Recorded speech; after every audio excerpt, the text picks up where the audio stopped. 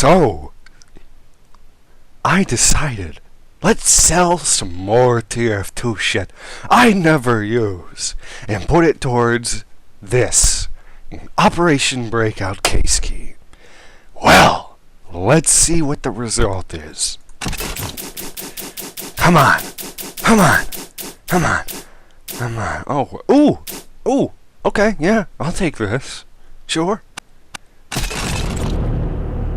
On second thought, that looks pretty terrible.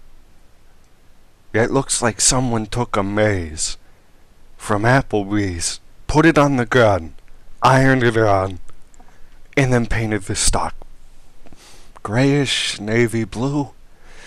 What quality is it?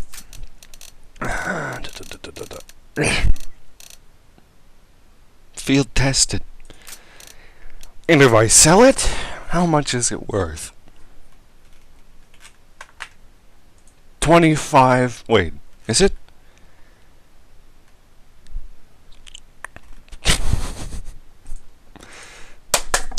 $0.25. What a profit! And how long did that take? It took 2 days of selling useless weapons to get only 25 cents back.